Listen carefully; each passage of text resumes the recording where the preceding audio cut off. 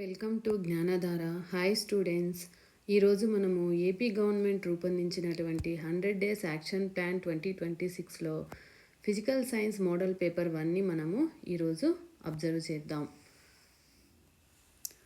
ఈ మోడల్ పేపర్లో మనకు సెక్షన్ 1లో 1 మార్క్ క్వశ్చన్స్ 8 ఉంటాయి. తర్వాత 2 మార్క్స్ క్వశ్చన్స్ 3 ఉంటాయి సెక్షన్ 2లో. నెక్స్ట్ వచ్చేసి సెక్షన్ 3లో 4 మార్క్స్ క్వశ్చన్స్ కూడా 3నే ఉంటాయి. తర్వాత మనకు సెక్షన్ 4లో 8 మార్క్స్ క్వశ్చన్స్ 3 ఉంటాయి. వీటిలో మనకు ఇంటర్నల్ ఛాయిస్ అనేది ఉంటుంది. సెక్షన్ 1లో మనం గమనించినట్లయితే మొదటి question, why do we apply paint on iron articles? అంటే ఐరన్ ఆర్టికల్స్ పైన పెయింట్ ఎందుకు అప్లై చేస్తారని అడిగినారు. మరి దీనికి మనము paint prevents contact of iron with air and moisture, this stops rusting అని రాస్తే సరిపోతుంది. నెక్స్ట్ వచ్చేసి food cans are coated with tin and not with zinc because zinc is more reactive than టిన్.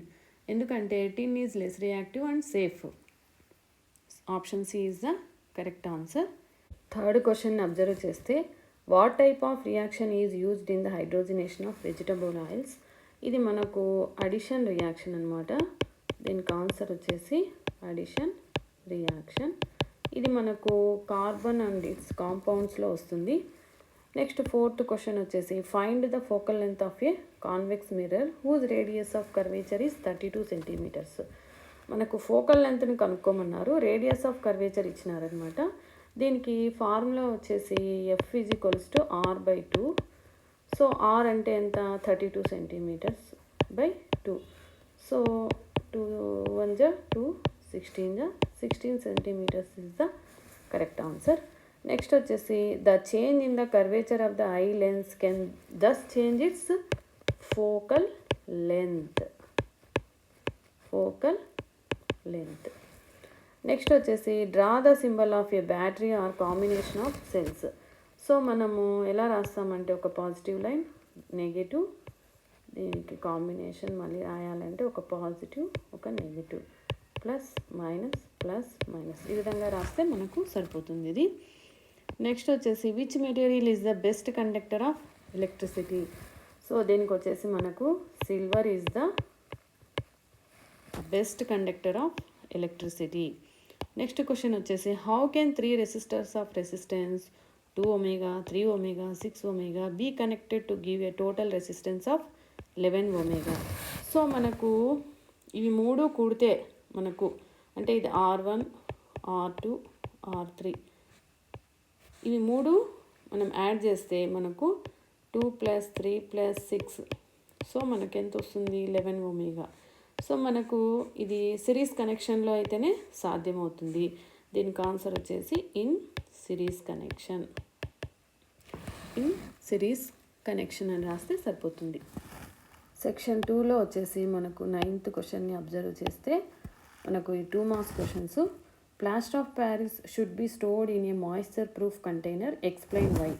ఎందుకు ప్లాస్టర్ ఆఫ్ ప్యారిస్ని moisture proof కంటైనర్లో store చేస్తారు అంటే మనకు it absorbs moisture from air, so it changes into gypsum. Gypsum is a wasteless, useless అనమాట. అందుకు మనకు moisture proof కంటైనర్లో ఇది స్టోర్ చేస్తారు అని రాస్తే సరిపోతుంది మనకు.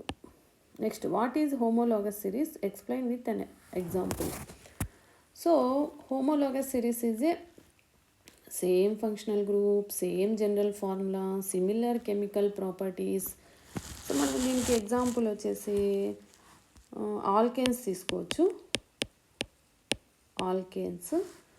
So alkanes series CH4, C2H6, C3H8. So ఇవి ఎలా డిఫర్ అవుతాయి అంటే CH2 యూనిట్తో డిఫర్ అవుతాయి అన్నమాట. అంటే ప్రతి ఒక్క కాంపౌండ్కి మధ్యలో CH2 అనేది యాడ్ అవుతూ వెళ్తుంది. వీటిని మనం హోమోలాగస్ సిరీస్ అంటాం. 11th క్వశ్చన్ని అబ్జర్వ్ చేస్తే, 1/2 of a convex lens is covered with black paper, will this lens produce a complete image of the object, verify your answer. అంటే కాన్వెక్స్ లెన్స్ని హాఫ్ ఆఫ్ ద కాన్వెక్స్ లెన్స్ని black పేపర్తో cover చేసినారు. మరి ఆ lens అనేది complete ఇమేజ్ని produce చేస్తుందా అని అడిగినారు. మనకు దీనికి ఆన్సర్ వచ్చేసి ఎస్ అనమాట. అంటే లెన్స్ యొక్క ప్రతి పార్ట్ కూడా ఫుల్ ఇమేజ్ని ఇస్తుంది, బట్ ఆ ఇమేజ్ అయితే లెస్ బ్రైట్గా ఉంటుంది. దీనికి ఏం రాయాలంటే a complete image is formed, image will be less bright, each part of lens forms full image అని రాస్తే మనకు 2 మార్క్స్ పడిపోతాయి అన్నమాట. 12th క్వశ్చన్ అబ్జర్వ్ చేస్తే సెక్షన్ 3లో draw any one of the following diagrams. దీంట్లో ఏలో మళ్ళీ ఏబి అనేవి ఉన్నాయి. Draw the ray diagrams of image formed when the object is placed in front of a concave mirror in the following positions. ఏ వచ్చేసి beyond C అంటే beyond centre of curvature, B వచ్చేసి at focus.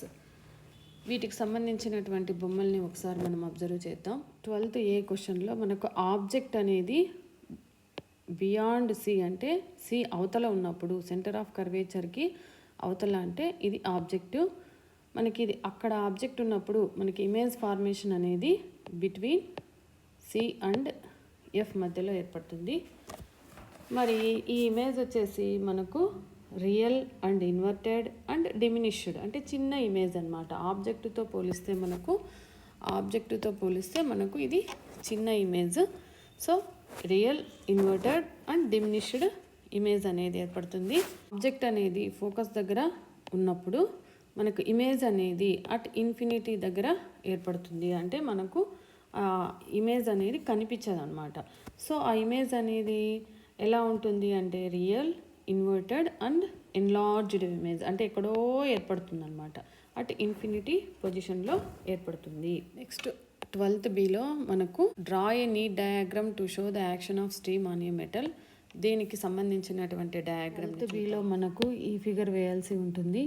దీంట్లో మనము ఒక మెటల్ని test ట్యూబ్లో తీసుకొని ఆ test ట్యూబ్ని ఒక బున్సెన్ బర్నర్తో వేడి చేయాలి. ఆ టెస్ట్ ట్యూబ్లో మనకు గ్లాస్ వూల్ సోక్డ్ ఇన్ వాటర్లో ఉంచినటువంటిది పెట్టాలి. దీంట్లో మనకు హైడ్రోజన్ గ్యాస్ అనేది ప్రొడ్యూస్ అవుతుంది. ఈ ఫిగర్ని వేయాల్సి ఉంటుంది 12th బి. నెక్స్ట్ 13th క్వశ్చన్ని అబ్జర్వ్ చేస్తే right any 2 advantages of avoiding corrosion and thermite process.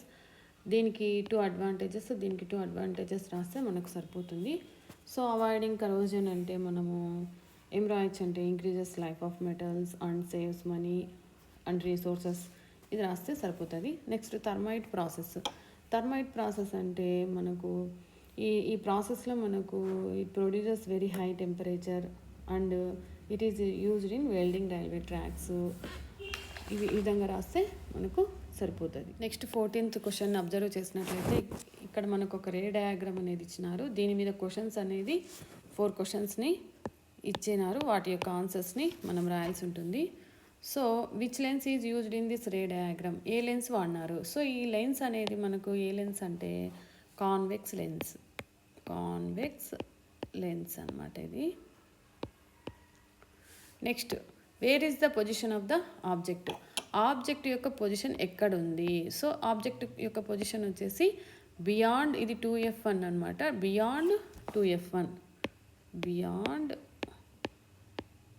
2F1.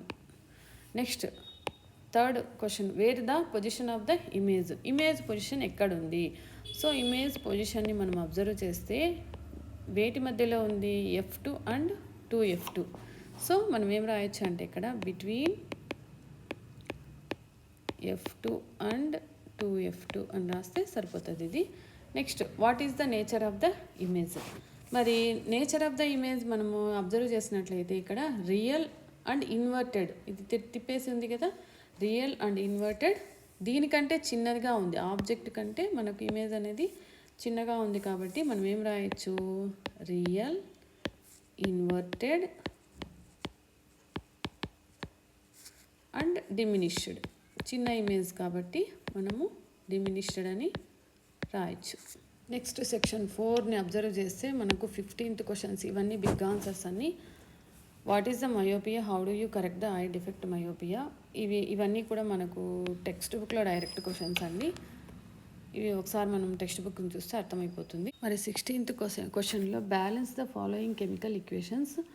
First question వచ్చేసి HNO3 plus CaOH taken twice gives CaNO3 plus H2O. మరి మనము దీన్ని బ్యాలెన్స్డ్ చేయాల్సి వస్తే మనకు ఇక్కడ 2 వస్తుందండి. తర్వాత ఇక్కడ కూడా మనకు 2 వస్తుంది. సో NO3 అన్నీ కూడా ఇంకా బ్యాలెన్స్ అయిపోయినాయి.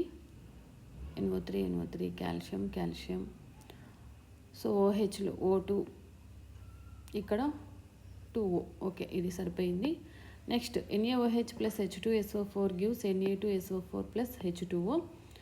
మరి దీంట్లో కూడా మనకు Na2 ఉంది కాబట్టి ఇక్కడ మనకు 2 అనేది వస్తుంది. తర్వాత మనకు హైడ్రోజన్లు వచ్చేసి ఇక్కడ 2 హైడ్రోజన్లు, ఇక్కడ 2 హైడ్రోజన్లు. సో మనకి ఇక్కడ ఆల్రెడీ 2 ఉన్నాయి కాబట్టి 2 హైడ్రోజన్లు పెడితే ఇది బ్యాలెన్స్ అయిపోయింది. నెక్స్ట్ థర్డ్ క్వశ్చన్ అబ్జర్వ్ చేస్తే NaCl plus AgNO3 gives AgCl plus NaNO3. ఇది ఆల్రెడీ బ్యాలెన్స్డ్గానే ఉంది. నెక్స్ట్ ఫోర్త్ క్వశ్చన్ అబ్జర్వ్ చేస్తే barium chloride BaCl2 plus H2SO4 plus gives BaSO4 plus HCl. మరి దీంట్లో మనకు H2 అనేది ఇక్కడ 2 ఉంది, ఇక్కడ ఒకటే ఉంది కాబట్టి డైరెక్ట్గా మనం ఇక్కడ 2 పెట్టేస్తే ఇది బ్యాలెన్స్డ్ ఈక్వేషన్ అవుతుందన్నమాట. నెక్స్ట్ మనము దీంట్లోనే ఇంటర్నల్ ఛాయిస్లో ఒక టేబుల్ అనేది ఉంది, కంప్లీట్ ద ఫాలోయింగ్ టేబుల్. ఇక్కడ మనకు టేబుల్లో functional group, suffix, formula of the functional group, example ఇచ్చినారు. ఇక్కడ అక్కడక్కడ మిస్ అయిన ఈ టేబుల్లో అవి మనం ఫిలప్ చేయాల్సి ఉంటుంది.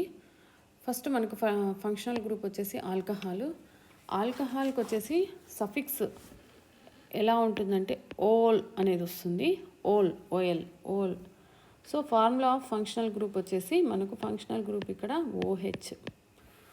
సో ఈ ఎగ్జాంపుల్ వచ్చేసి వాళ్ళే ఇచ్చినారు. ఇది మిథనోల్, ఒక కార్బన్ ఉంది కాబట్టి మిథనోల్ అంటాము. నెక్స్ట్ ఆల్డిహైడ్ ఫంక్షనల్ గ్రూపు, దీనికి సఫిక్స్ AL వాళ్ళే ఇచ్చినారు. తర్వాత దీనికి ఫంక్షనల్ గ్రూప్ వచ్చేసి మనకు CHO అని రాస్తాము.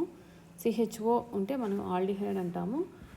దీనికి వచ్చేసి మనము ఒక example suppose CH3 CH2 CHO, దీన్ని మనము ఏమనొచ్చు అంటే ప్రొపనాల్డిహైడ్ అనొచ్చు.